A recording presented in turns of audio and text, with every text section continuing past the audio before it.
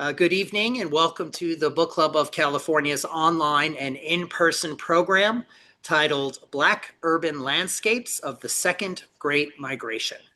My name is Kevin Kosick and I'm the Executive Director for the Book Club of California, and it's my pleasure to welcome you in the club rooms and online for this program this evening. Now, for those of you that are new to us, the Book Club of California is a nonprofit member and donor-supported organization that is dedicated to preserving and promoting the history of the book and the book arts. Oftentimes, we do that with a focus on the history and the literature of California and the West. The book club publishes limited edition finely made books. We have a scholarly journal and newsletter for our members, and we have keepsakes. We host a year-round series of programs and exhibitions like the one this evening on topics including fine printing, design, typography, bookbinding, collecting, book history, California history, and much, much more. Now, if you're not a member of the book club, or if your membership has lapsed and you're interested in what we do, I see everyone here in the club rooms, I think, is a member. So I'm not talking to you right now, I guess.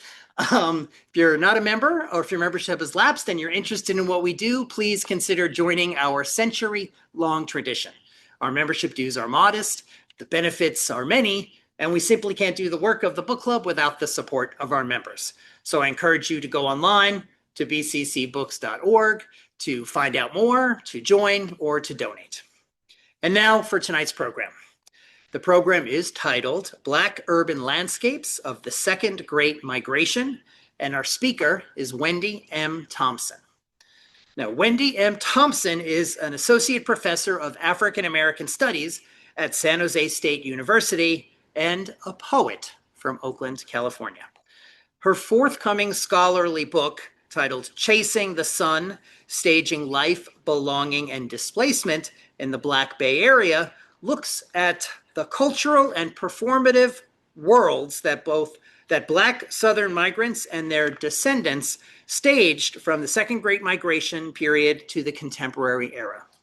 She's also the author of a debut poetry collection titled Black California Gold, which maps out life in the Bay Area in the 1980s and 1990s as the descendant of Black migrants. Now, her research interests include Black California, race and the built environment, and race and the natural world. And tonight, our speaker will talk about and build upon the themes from her new book, Chasing the Sun, Staging Life, Belonging, and Displacement in the Black Bay Area, which will be published by the University of Washington Press this November. She will explore the ways that the Bay Area's built environment has played a core role in the formation of race, belonging, and Black California identity. Now, if you have any questions for our speaker, which I hope you will, please wait till the end of the presentation. We'll take questions from you here in the club rooms, but we'll also take questions from the folks out there on Zoom. And if you're joining us on Zoom, you can use the chat and the Q&A functions in Zoom for your questions or your comments or anything you'd like to share. And we'll curate the conversation at the top of the hour from your comments on Zoom and from you here in the club rooms. And now, it's my pleasure to welcome to the lectern our speaker, Wendy M. Thompson. On. You're on. I am on. I'm on. I'm gonna drink some water so I'm not too parched. Thank you so much, Kevin, for that very lovely introduction. Thank you all for being here today or tonight, this evening.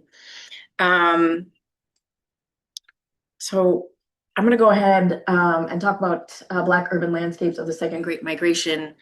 And this talk is really focused on the Bay Area and specifically Oakland, San Francisco, and looking at specific sites that are connected to the war industries and the afterlife of these sites.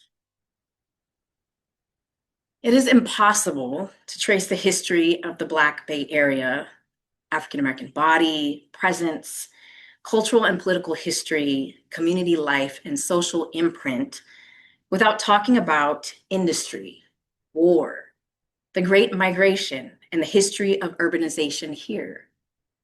from 1914 into the era of the 1970s, this region was transformed by mass industrial production, the remapping of a new migration geography that linked Louisiana, Texas, and Arkansas to West Coast cities and centers, and the remaking of Black life in a different racial order specific to the features of the Bay Area.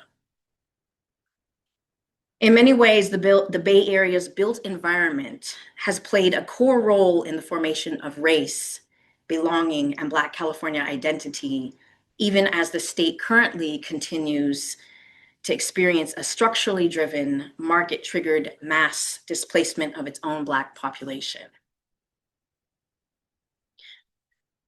Melded from the demand of defense industry labor calls, a hospitable, mild climate, and soft-spoken racism tucked behind a progressive ear, the region's rise as a figurative North to so many Black Southerners is intimately tied, uniquely so, to the short-term boom in a single industry. Charles Wollenberg noted in 1981 that, quote, "As long as the wartime shipyards operated at or near capacity, Blacks had access to well-paying jobs, but the precipitous decline of the shipyards after the war was an economic disaster from which the region's Black population has never fully recovered." Even the protests, civil rights legislation, and anti-poverty measures of the 1960s did not produce economic opportunity comparable to World War II. In the midst of this rise and fall, like the many other booms and busts that dot California's social history, I want to talk about what was left behind in and on the land after the war ended, in the midst of the urban landscape being forcibly and violently altered, in the afterlife of Black people being structurally redistributed to other poor parts of Bay Area cities before being displaced in massive numbers from the region. In other words, this is and isn't solely a story about Bay Area urban geography. This is actually more of a ghost story, rather than a simple land survey of the built environment or a brief account of urban landscape history. And the ghosts I will summon here tonight aren't the usual ones, but more familiar, less terrifying specters that make themselves visible to us every day until progress and development render them invisible, raised and pushed back into the dirt from which they came. So I hope you're ready for a different kind of ghost story. And I start this this talk with this image. So I actually chose this image for the cover of my book. This is a Dorothea Lange photo of a group of adolescent boys or teenage boys who are in downtown Oakland. This was taken in 1951. And I think about kind of the particular era, right? The 1950s were a sweet spot between the war boom and the unknown that would meet so many Black Southern migrants and their descendants on the other side of the 1950s, right? So in this image, you can see a certain kind of free-spiritedness. I mean, the notes or the title of this photo actually is Freewheeling, and it shows at least one of the boys in motion, right? There's a certain kind of levity to this image. Do you look? Are you talking about the jacket? Yeah, what's the jacket? What is the jacket? That's a stylish jacket, I think. I was asking Kathleen because she knows costume history. Oh, I don't know what kind of jacket, Kathleen. I will later, but. Okay. Onward. Okay. Sorry to bother you, I'm sorry. No, you're not. I really love interactive performances, and so it's not a zoot suit. No, but they are all I mean, but in the 1950s, if we're thinking about fashion, right? The zoot suit was popularized in LA, but also here in the Bay Area. Yes, like young Mexican American youth, Second World War. Yes, the Zoot Suit riots. Yes, that's right. So 1950s, we're seeing kind of like a a trend, a different trend of clothing emerging from that particular fashion Some of these piece. guys are kind of casually dressed. He's got that white jacket and he's got one button. But it's only on one button, right? That's right. That's a statement. That is a statement. Yeah. That is a statement. You have any idea where this photograph was taken? 10th Street and Market. Okay. So downtown, by Swan's Market, not too far from Swan's Marketplace. Okay, sorry. All right. Moving onward, Brandy Thompson Summers writes that Black geographies aren't just where Black people live. Black geographies describe the ways in which Black people recognize, understand, and navigate places and spaces they know intimately. And so I begin with an introductory note on Black home, place, directional navigation, meaning, and positioning, starting with myself. I'm an interdisciplinary scholar trained in American culture studies and history with a small h, as well as a poet from the Oakland flatlands. I am Black and Chinese, and I was born in that town in 1981. I grew up on Lyon Avenue. Here's a Google map image from this year of my childhood home. I grew up on Lyon Avenue between 35th and 38th Avenues. I didn't go to high school out there, but I'm from there, was from there being a specific time, era, and moment attached to place. And we can also think about Gertrude Stein's "There's no there," right? I knew a different Oakland and a different Bay Area back then. It was a Black place, as were the people who owned and lived in many of those houses. They rode the buses and the BART and drove on the freeways and went into shops and walked along the streets and were Black. It was an intergenerational Oakland with Black grandparents and Black teenagers and Black children everywhere. I remember summers when somebody's uncle would open up a fire hydrant on the end of our street on Lyon Avenue and 38th, and all the kids would run through that strong cannon blast of cool water before the ice cream truck would pull up and everyone would get popsicles and ice cream. Eventually, the fire truck would come and the firemen would come out and cap off the hydrant. I remember the young and old men on street corners in front of the bars, Black mothers pushing their children in strollers. There was a thickness to how Black Oakland felt, different from San Francisco's Blackness, which was thick too, but wore a pressed collared Sunday shirt. They were always our cousins, but whose parents were related to our father and had better paying jobs. This geography is scientific and kin related. As such, I moved to do with place what Joseph M. Pierce does in his own practice. Pierce explains, I try to imagine a work of art, a poem, or a photograph through a relational rather than an objective framework.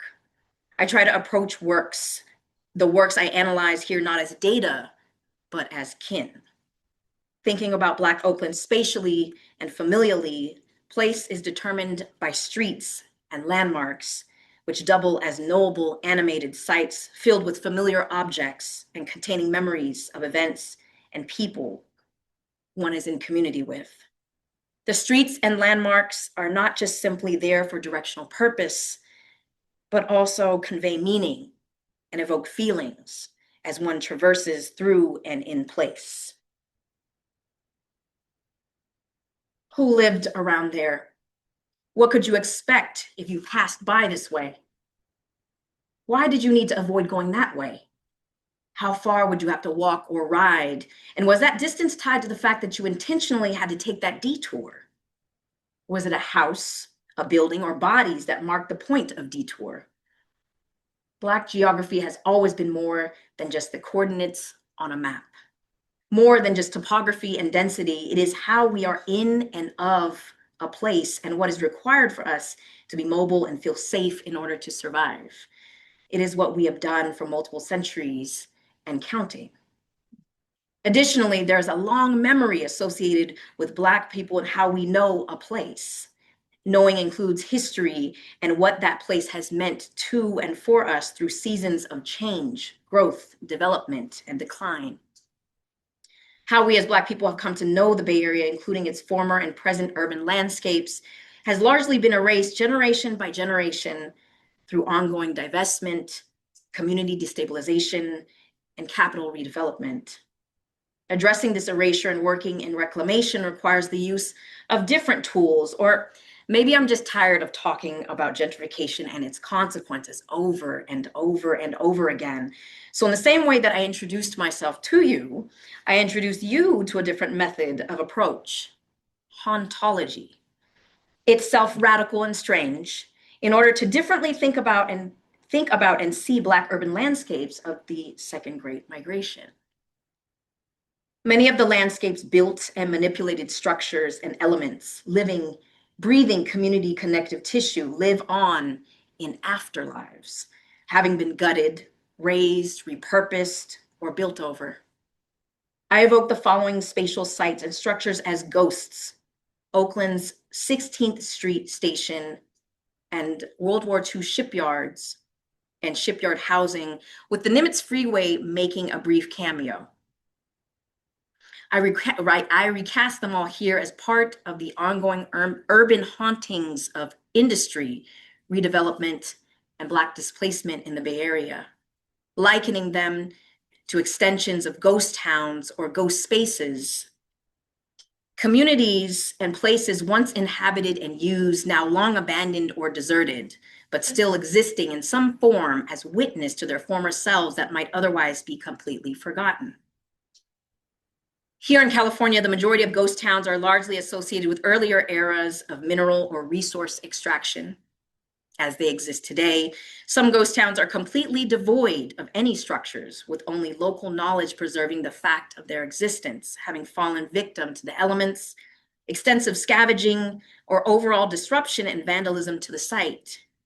But through human and state effort, a number of ghost towns like Bodie have been preserved and are either publicly or privately managed.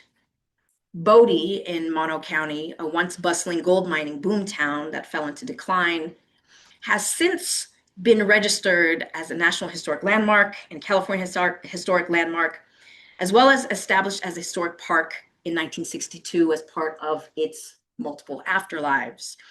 Preserving ghost towns, either formally or informally, is often done as a bid to offer the public a way to experience history through afterlife, of existing structures, the display of artifacts, accompanying recordings, and original texts.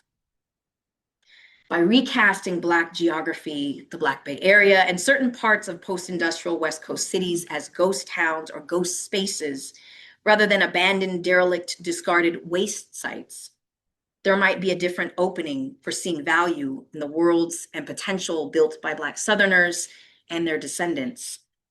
And that world and potential, either still standing as structure or existing as memory, have tremendous value and are worthy of preserving, contrary to the way the migrant generation and their descendants were treated while living and made into ghosts with each redevelopment plan.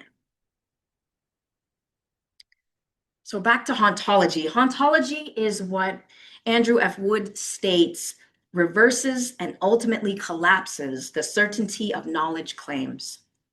An initial reading of the term suggests a fascination with and often mourning for a past or multiple pasts whose absences haunt the presence of the material now.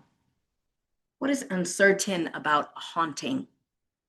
Whether we really saw it, what it was, if our own eyes can be trusted and our brains can be arbiters of logic in the midst of the unexplainable.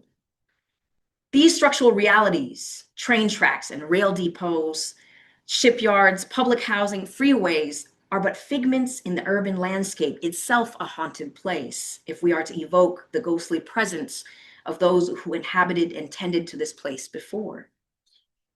In relation to our existing definition and knowledge of urban places, cities, structures, and the land, and in concert with those existing definitions and that knowledge, actively denying Black connection, growth, care, and development in said places, I am forced to use other means to get to the story of Oakland and the Black Bay Area, which is also my story, now a fleeting thing told in retrospect and with a lot of characters missing and gone.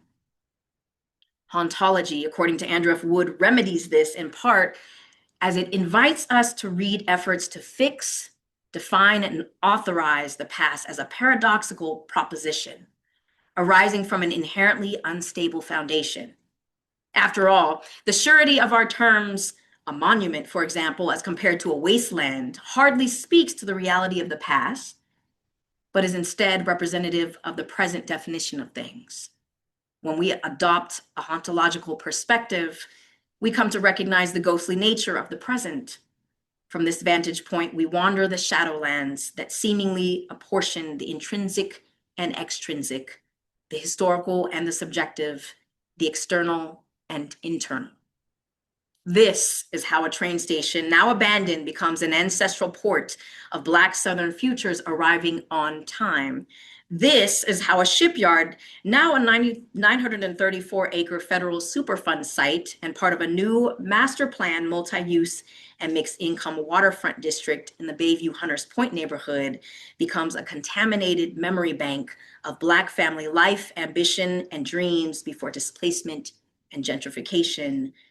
This is how a freeway, a congested conveyor belt of AI advertisement, becomes the route out and away from the city. Here's the first ghost. Ghost number 1, the 16th Street train station. Do you remember that place? It's astonishing. It's wonderful. Through it once.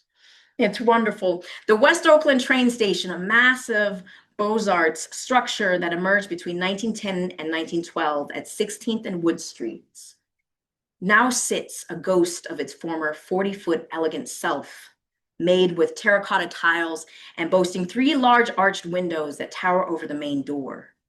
Nearby are the remains of an old control tower and what looks like the skeleton of an elevated train line, structural indicators of what was once lauded as the Grand Central Station of the West.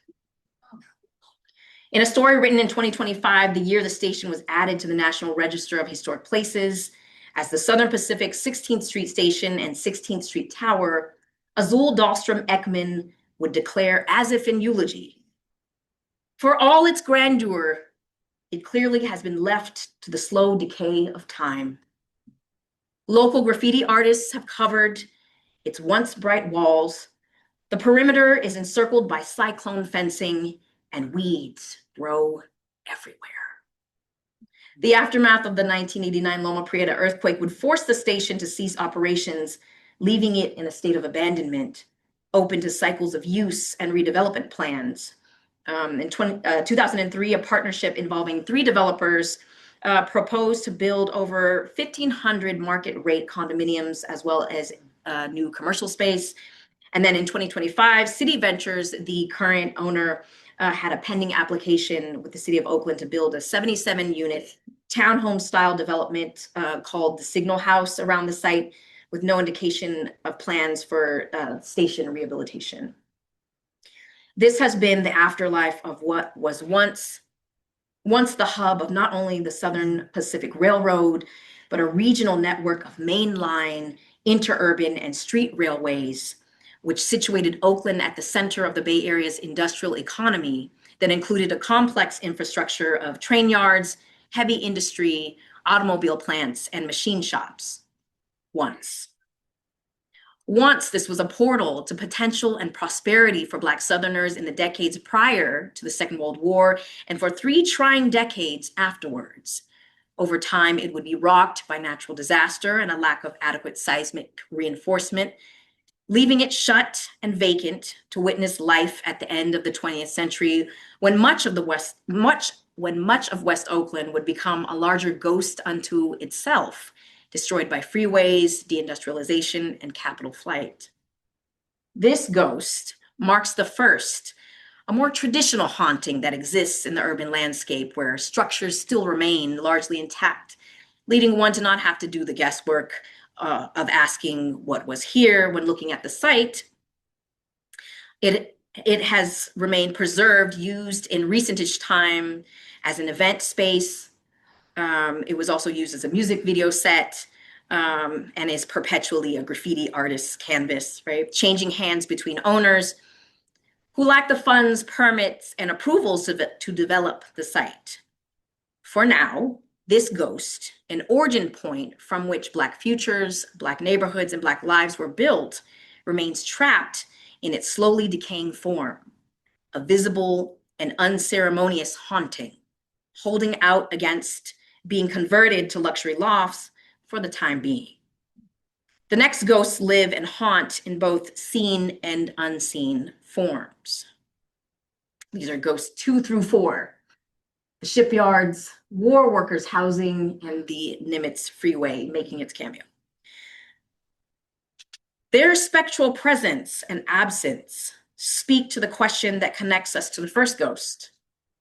What did we arrive here for? Riding on trains and in buses and cars, swollen with hope and clasping possessions brought from southern towns and hamlets and cities and the sticks. The war created a single industry that routed Black Southern life west to major military supply centers and shipyard installations along the Pacific and made this place a Black place. It wasn't just Bay Area cities that were transformed spatially, culturally, and politically by the enormity and urgency of expansive wartime growth, but the areas around a constellation of defense sites with Seattle, Portland, Los Angeles, San Diego, and San Francisco comprising 5 of the nation's 10 designated congested production areas on the West Coast during this wartime period. As major production centers, the war industry and its byproducts would become the foundation for what urban life would feel like. This was a national investment. As such, the federal government would intervene in these areas, taking on a new role in the construction and reconfiguration of satellite communities and residential neighborhoods that grew out of and surrounded these facilities. In this way, the shipyard became a catalyst, not just for the opening up of possibility for future Black middle-class stability through stable work and higher wages, but the creation of ready-made homes and communities for the shipyard workers, many of them Southern folk who left home and their buried kinfolk behind to seek brighter futures in the Golden State. In no way did the West Coast and Bay Area go unchanged by their arrival and settlement. Thousands of new housing units and developments would be built in every major West Coast defense center, with numerous existing homes, including a number of the old large Victorians in parts of this city and Oakland, being converted and subdivided to accommodate war workers and their families. Considering demographics alone, cities like Oakland and Richmond, where major shipyard operations like Moore Dry Dock, which was in Oakland, and the Kaiser and Permanente corporations, which was in Richmond, ran around the clock and would see some of the greatest population gains, with Oakland growing over 20% between 1940 and 1944, and Richmond ballooning by almost 400%. Faced with an inevitable housing shortage, defense contractors built numerous temporary units on the outskirts of shipyards, while the federal government worked with local housing authorities to construct thousands of public housing units.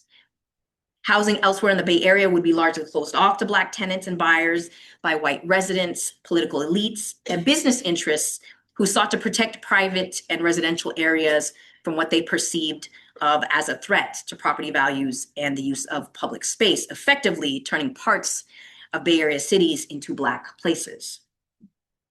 The construction of thousands of public housing units like the Harbor Homes in Oakland. I don't actually have a photograph, but I have this which shows the streets, which was built in 1943 near the foot of 7th Street, now the site of the Port of Oakland's Matson cargo ship docks, had its own school from 1948 to 1963. And Atchison and Nystrom Village, this is an actual photograph of the housing at Atchison Village, which still exists in Richmond. I want to say in the 2010s, there was a story that ran in the local papers that basically was telling folks where the cheapest housing, right? This is all in relation to the housing market, right? Like where you could still affordably buy a home, and Atchison Village was one of the communities that was listed in that story. Along with Triangle Court and Canal War apartments in Richmond would produce a zone of migrant settlement along the Bay Flatlands. This would ingrain a pattern of geographic segregation into the landscape, which also saw similar zones of migrant settlement near or adjacent to heavy industrial sites, docks, and transportation hubs. So this was from a survey which was done in 1950. Yes, 1950 of Richmond, and it was part of a redevelopment plan that the city was undergoing. And if you kind of pay attention to the darker colored shapes, right, the blocks on the map, those are the locations, right? So this is the water, right? The harbor here in white, right around that would be the Kaiser shipyards, and the darker color blocks on this map basically were the war workers' housing. Right. In comparison, the exclusive hillside areas would be populated and defended by more affluent white residents, leaving many East Bay cities vertically stratified according to social and economic class. Then the war ended in 1945 and the shipyards closed. Most of them were decommissioned with little fanfare. Others, like the Hunters Point Naval Shipyard in the southeast corner of San Francisco, would go on to have multiple afterlives, one of them turning the bay and its surrounding into a nuclear waste testing and dumping ground after the Naval Radiological Defense Laboratory, which operated from 1946 to 1969, docked 79 irradiated warships at the shipyard and began experimenting on how to decontaminate them, ultimately bleeding nuclear byproducts into the land and water. So on the left is a photograph of some of the irradiated ships that were used in Operation Crossroads testing in around the Bikini Atoll Islands.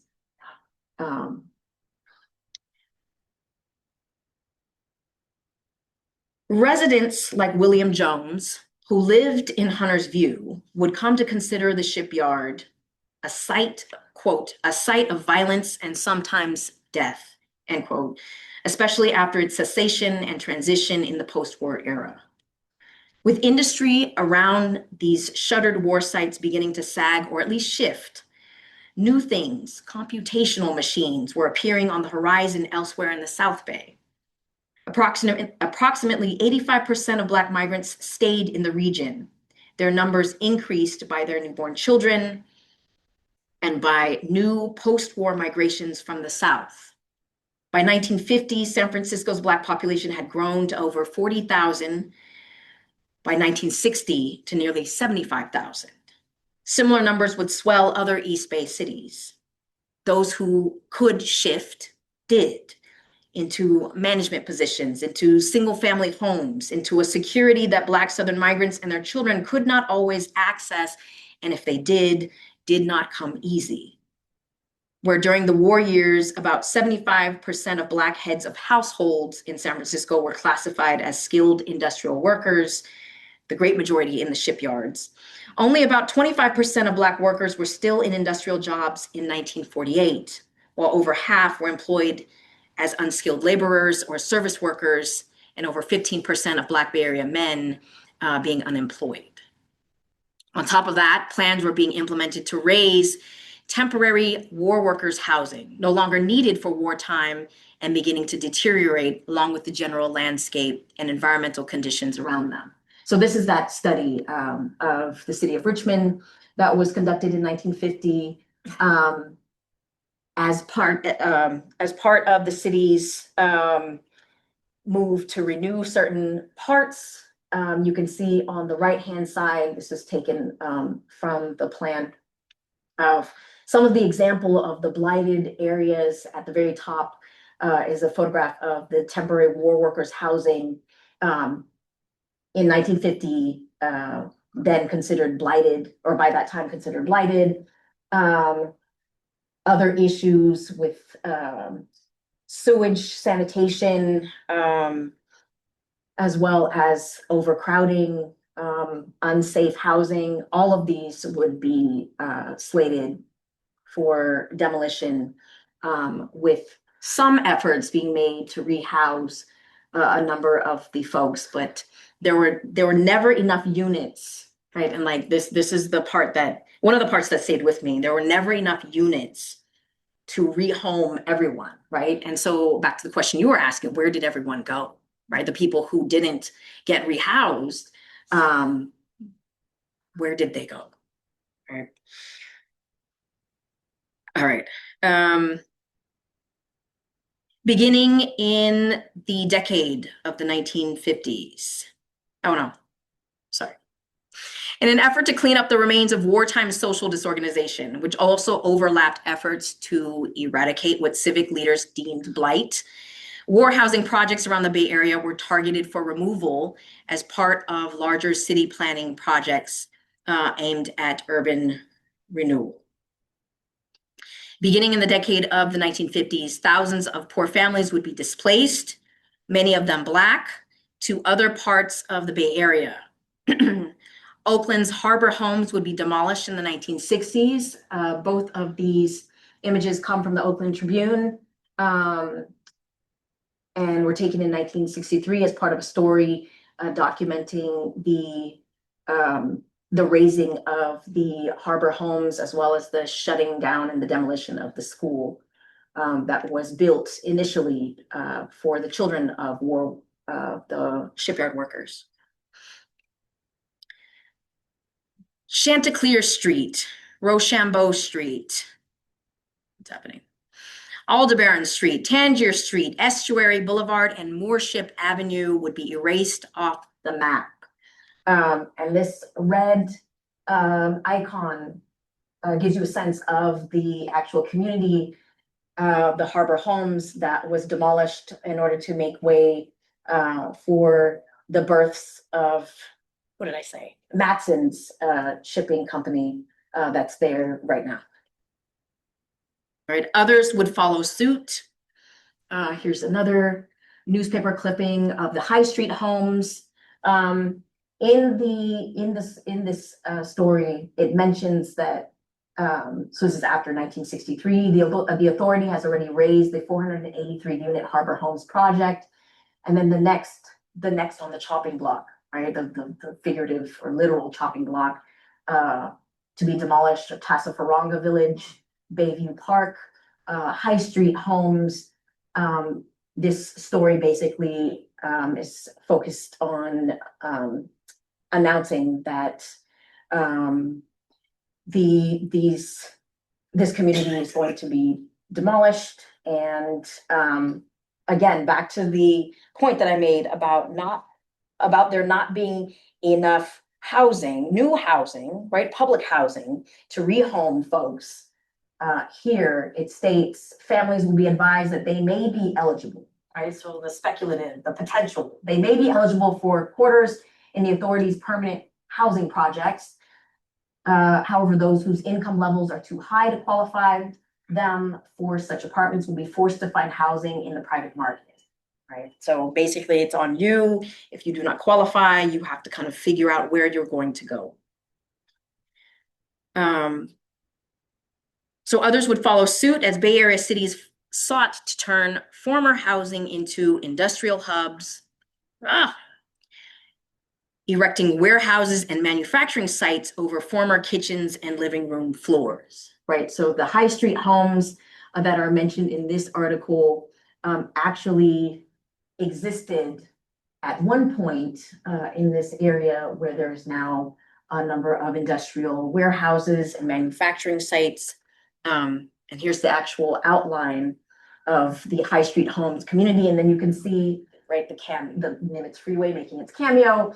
The Nimitz Freeway would be driven through a part, kind of like the little tail of what the community was before it was demolished. Is it possible then they eliminated the entire street grid? to create Let's this hold industri- questions till the end. Okay. Go ahead. Sorry, we'll go back We'll to this come back picture. to that. Yes, we'll come back. For what the shipyards did, for what the shipyard was and did, numerous Black migrant families experienced one of two outcomes: potential and a stepping stone to a new life in the West, or containment and impermanence in a landscape of degradation and waste.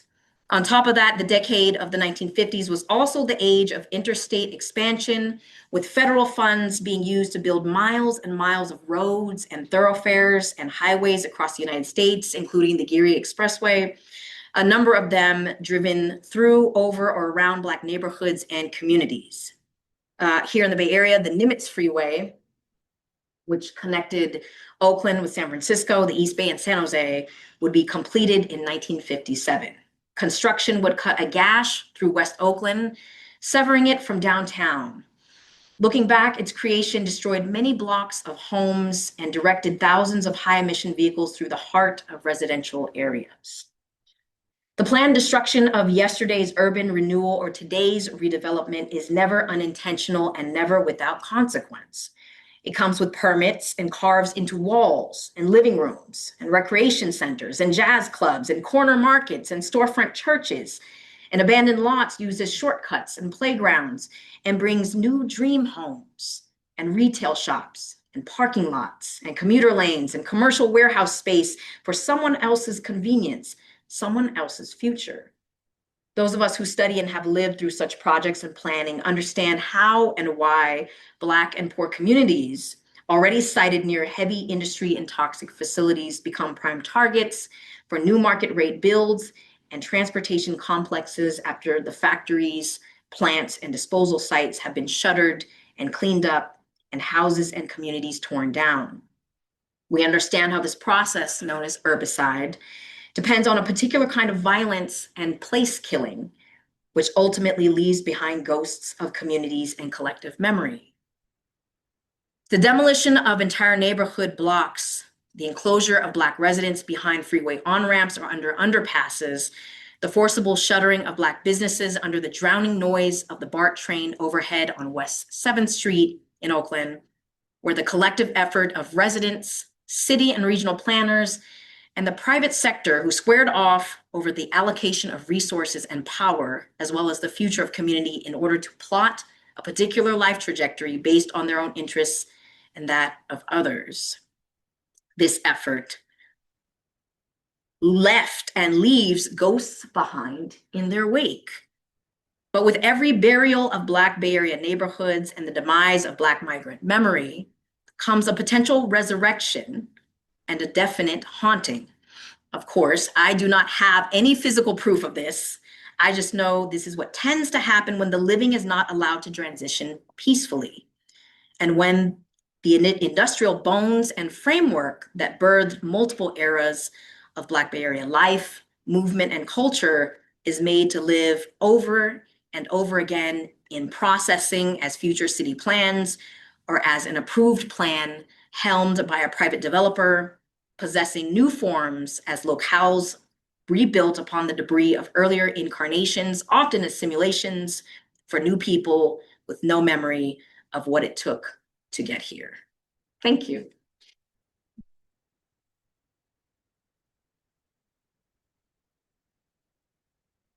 And this is actually from it's like promotional material from like Lennar Homes, and it's literally called the San Francisco Shipyard, and it's very cute. It's very expensive. Yeah, and it's right there at the edge where you can kind of look and actually see the shipyard. So I know you had questions. I'm super excited. About the grid, the grid. All right, this one. And then the other thing is, there's a point like. We might have to repeat the question for the people on Zoom. So Oh. So. Oh, okay. that Do you want to? grid Was probably ordinary streets. And when they created that, you saw those little inlays there, they're very detailed. They're like, because there's all you, look at that main street. Now that probably then replaced a series of very eccentric or very strange Sure. grid. And that was devised for truck traffic. The trucking industry would mandate those things, because they also have some rail access down there, but a lot of it was trucking. Yeah, you put the trucks in there, you've got Is these there a big lots. question? What? Is there a Well, question? No, this is a statement. This is a statement, and I appreciate this because this is linking me back to, if we're talking, so I guess the question would be, what happened to those streets, right? What happened to the original streets that were intentionally placed in these communities that were specifically designated to shipyard workers? This is the harbor homes, the grid you were talking about, And there's right? nothing left of that. No. No. This kind of like this little pocket, where are we? Is this pocket, right? Right there, yeah. Goodness, I'm gonna fall down, or that'll be on camera, or it won't be on camera. You're not on camera. You'll just all see it in here. So there will, yes, it'll be just the memory of in here, no actual proof that I felt. But yeah, I mean, you have the total obliteration. I mean, it's an overriding of place. And here, I mean, this was turned into, I mean, like it's basically the Port of Oakland making space for the shipping company. And so whatever kinds of whatever road that they kept originally, right? So Moorship Avenue makes sense to keep because the trucks could use that, but you don't really need any of these, winding lanes. You get rid of them because the trucks will just come directly, to where they're loading, unloading, take it to the ship. And then in the industrial area, you're right. You don't need, again, the little courts, lanes, streets. This is no longer a residential area. So you're going to create roads that feed the major arteries off the Nimitz Freeway for these industrial factories and for the warehouses. Yes, thank you for pointing that out. Yes. I had a question in general, when they were developing the housing for the workers. Was there already, for the diversity of workers who were going to come in, did they have a black section and then they had white workers from elsewhere? Was it a more integrated community because those places were built for the workers near where they needed to go to work? Yes, I really appreciate that question. Because you had not just the recruitment of Black folks from the South, you had the recruitment of white folks from Arkansas, Oklahoma, right? You have folks from different parts of the country who were coming out. And if we're thinking about the Second World War period, and we're thinking about the racial norms in those regions, it becomes a very tricky thing to create housing that's integrated for Black and white shipyard workers who might, while they're on the clock, right? Like, we're working alongside each other because we have to. We're both riveters, right? You're white, I'm Black, we're riveting on this, we're building the ship, it's a Liberty ship, right? It's for the war. But once you clock out, you're white, I'm Black, right? The majority of the housing was segregated. Some weren't, though. So, and I know this because I was mentioning before, on my father's side, my great grandmother, as well as her daughter and my grandfather, they came out from Louisiana to Marin City, and so Marin City was one of the few integrated war workers housing. And so initially you had Black and white residents who were living alongside each other. There were tensions, but the folks there was at least one. I don't have his. I won't be able to remember his name off the top of my head, but he was one of the housing managers, and he was insistent. I believe he was white, and he was insistent on maintaining the integrated, like the actual kind of mission of having this be an integrated housing development. And so if there was, I read that, in some instances, there were complaints from some of the white tenants about the black tenants, some of the right? There were tensions, there was like racist antagonism, and he would go specifically to the individuals to confront them and to remind them, this is, right, what are we here for? This is an integrated development, and if you don't like it, you can leave. So the commenting question was that when they closed down and were removing all that housing, it was not just Black immigrants, but whoever had immigrated to work in the shipyard, so that all of the people then ended up getting kind of pushed out. Unless, as you say, in some of them, it was ended up being divided up, and then it would be interesting to see if the Black housing went away and white housing was kind of hung on later. Have you found any threads of that sort? Yes. Yeah. So this is one of my favorite eras that I love to research and write about, the 1950s, because this is like the development and birth of the suburbs. And you have a number of, if they were not, kind of like enforced using threats of violence, there were other ways of ensuring that these suburbs, for the most part, were predominantly white, right? So, I mean, whether or not there were racially restrictive covenants on these, on these new builds, a number of white shipyard workers, I mean, even before the war closed, began before a number of these suburban developments were happening, were able to find housing for themselves because the housing market wasn't closed to them in the same way that it was closed to Black folks who wanted to live elsewhere. So it really functioned as I tend to be more doom and gloom. Other people are more positive, but I mean, what initially started off as just a temporary way to alleviate the housing shortage became sites of containment for a number of Black families who weren't able to find housing elsewhere and who had to kind of ride it out and see if they could transition from the temporary workers housing to the permanent public housing that was built afterwards. But generally, white shipyard workers, I mean, they were able to kind of Migrate away. pivot and, Yeah. Buy a nice house in San Lorenzo. So Can you tell us a little bit about your research and how you went about finding out all of this information about the workers, the locations, and what changed and when things changed? How did the book come about? the book itself, so the book looks at the Bay Area in stages.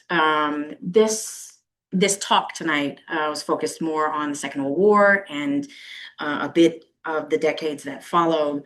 But the book kind of traces the Second Great Migration and Black folks establishing themselves, community, and cultural identity in the Bay Area from the Second World War up until the 21st century. So it's kind of like a huge, long, multi-act production. And I mean, for me doing my research, I'm always interested in stories, right? So the individual stories, back to the question, where did people go? Like for me, it always starts with the story, like when folks got here, what did they find? What did they build? And once they built those things, how did they maintain them? Like a sense of home, community, churches. And then in the midst of external factors, displacing people and forcing changes to streets, to, kind of just the spatial reality of where you live. How did folks adapt to that? And still feel a sense of, or create a sense of belonging, right? Because it's hard to feel like you belong when your home no longer exists. I mean, it exists here, like in memory, you remember growing up, right? I remember that when this used to be the school. I remember when, like a train used to come here, but it doesn't exist anymore, right? What does that do to, folks and their sense of belonging? So my book, it starts with stories. I do archival research to kind of tie the stories into actual happenings. So looking at local government and looking at federal plans, right? How these different structures, freeways, Yeah, we saw city plans or master plans Yes. for Richmond. We saw newspaper clippings. but I mean, it's kind of like a smorgasbord. Yeah, piecing it together. Yes, I mean, I don't know how to quilt, but I like doing it with information. You'll So. probably end up with a different kind of book eventually as you delve into maybe a family history as what happens to them. It's like the Western edition was something other. Sure. I mean, yes, I mean, it's like the rabbit hole where it's one book that can give birth to many different books because, I mean, one book can only give an overview, but if we're looking at the specifics, then yes, there's. A lot of years to go still. Well, let's do Michelle, you. and then we have one last question from Zoom. So Michelle. Well, I hope this is the question, but has anyone really written about how Fillmore came to pass? Because I read somewhere that when the Japanese were kicked out of putting the internment camps, who moved in? Black folks. Yeah. And so that kind of reminds me of what I heard about stripes. How when somebody went on stripes, who were the scabs? Yes, People. yes. And I'm saying, like, is this part of the whole, like, pitting one group against the other or whatever? Because I didn't really know this until relatively recently. So I just sort of look at it as, I think what Benjamin came up with palimpsests. Had these layers of, like, present versus past versus this versus that. And I just think that, everything on the West Coast seems to be nice, but it's serial oppression of Sure. different groups. And I was wondering if you deal with that. I mean, I mention it because I always feel like it's important to mention that yes, your point about a number of Japanese families, a number of Japanese American families who had homes, who had farms, who had stores, and lived not just around here in the Bay Area, but also in LA too.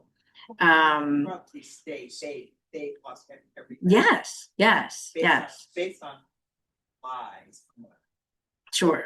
So the Second World War also, if we're thinking about displacement, right? Like I focus mostly on looking at the way that different urban renewal programs and other factors force Black communities and Black people into these perpetual cycles of displacement. But yes, the federal government war, the whole, enemy alien incarceration of all people of Japanese ancestry on the West Coast, as well as parts of Canada, even parts of South America, right?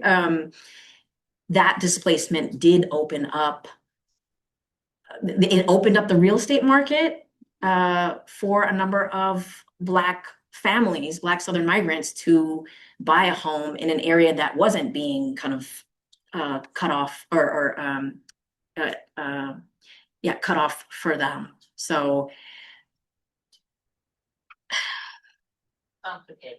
it's complicated. I mean, I'm not, like, I don't feel like it's, I mean, in order for it to be some part of some grand scheme mastermind where it's like, I'm going to take every single group of person, it's not impossible, right? I mean, like, but to kind of be that intentional about moving people around, displacing them with that degree of intent. I don't think our government is that. It's smart and it's good, but I don't think at that time it wasn't thinking, in terms of we're going to put these people in camps. and then we're gonna have, you know, and then Black people will move here, but then we're gonna kick them out. I think it's more of like a reactionary, like, I don't know, the US is very reactionary, right? From the point of the Tea Party, right? Let's throw it in the harbor. It's very, we like reacting. Okay, well, we have one last question for you to react to. Okay. And this is a question from a young Black student and recent transplant to the Bay Area on Zoom, Okay. Leela Wynn. Hope I said the name right, Leela Wynn. And she is wondering what has changed in the community that remains today beyond the physical transformations and displacement of Black people in the Bay. Wondering what is the largest change that you've noticed? What is the largest change? And then another part of that is, does the haunting that you talk about Sure. feel palpable in the community today? It's happening in the community. I love these questions. This is wonderful. What has changed? I mean, I have my own specific and very personal rootedness and sense of place, and for me, the 90s was the last decade for people of my generation. The 1990s was the last decade when many Bay Area cities felt Black.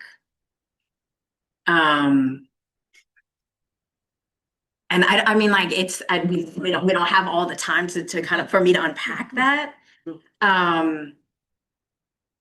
There's a certain kind of presence. There's a certain taking up of space. There's a certain kind of tangible, you know, like the tangible sense of seeing Black people. And then in the decades that followed, right? I mean, there's this question, and I don't know if non-Black people are asking this question, but I know Black folks are asking this question, especially transplants who come here.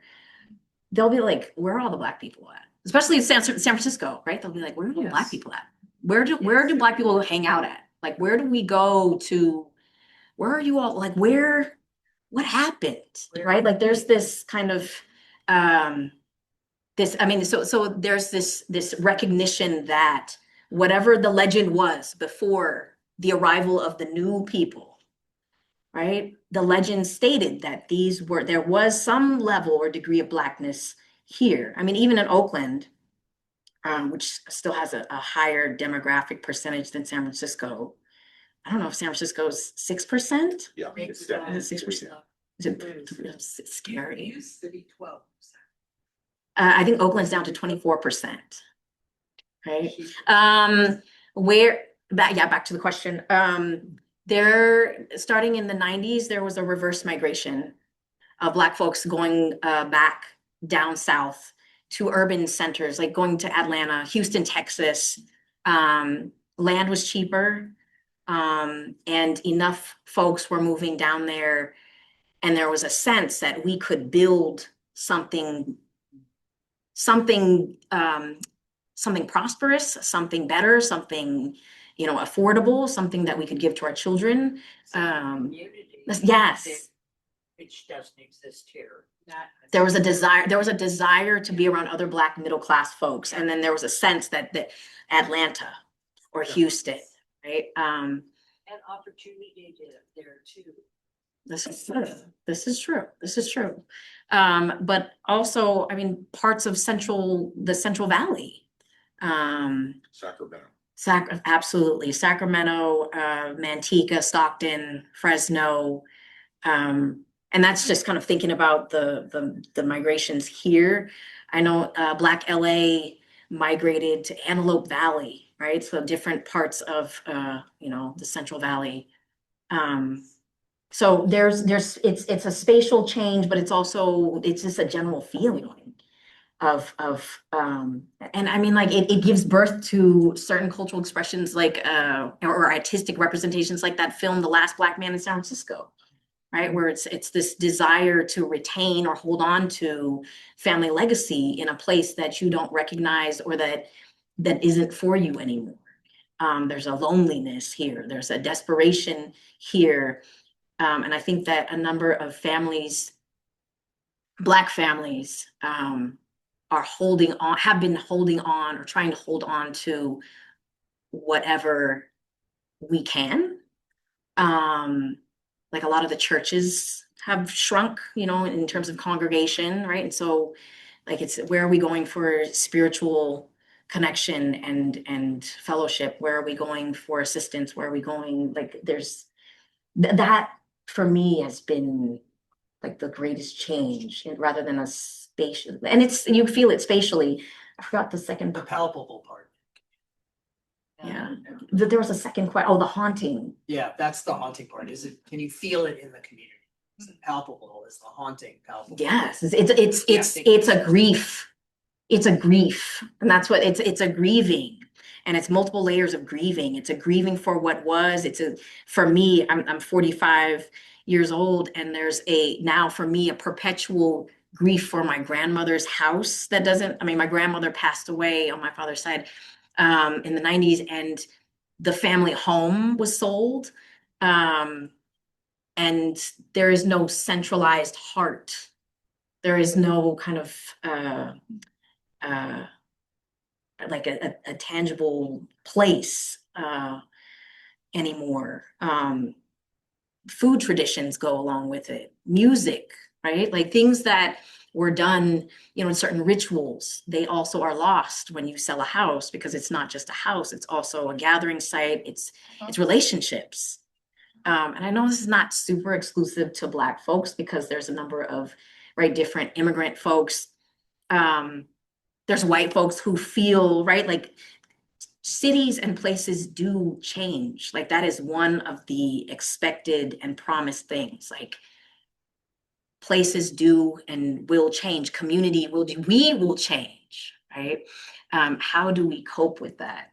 I mean, that's actually the next book I'm dealing with is like, what does it mean to like live through an age in a city that has also aged and has changed? I don't know. What is Oakland without the Raiders? You know, what is, I don't know. What is it? First the A's. Yes, the Raiders, the eight, like, what does it mean after these things leave? Like, who are you? Right. Yeah. Well, we're past the top of the hour. Sorry. We definitely need to wrap up, but I was going to ask you, what is next? What is the next project? You were telling me about a project earlier. I always have so many projects. Project, and then we'll wrap up. So I mean, basically, the poetry book was the creative heart. The academic book or the historical book that looks at the Black Bay Area, that's kind of like the bone structure, if you will, the body of a 3-part trilogy. I mean, it's really a love letter to the Bay Area, to Oakland, where I'm just trying to grapple with and understand the history of this place. The third book is kind of it's a collection of essays that I'm working on that look more speculatively. So just like this, right? So reimagining sites as ghosts, looking at toxic, environmental toxic sites in the Bay Area and their proximity to Black neighborhoods as sunken places. So it's a more kind of figurative, you know, kind of speculative, almost like apocalyptic look at what has become of our time here in the Bay Area. How timely. Yeah. Thank you so much. Thank you all. Again, let's thank our speaker, Wendy Thompson. And thank you for attending this Book Club of California program online or here in person. We hope you'll join us again. You can register for any of our events at bccbooks.org/programs or in the email newsletters that you're probably getting from us. So sign up, come see us again, and have a wonderful night. Thanks, everyone.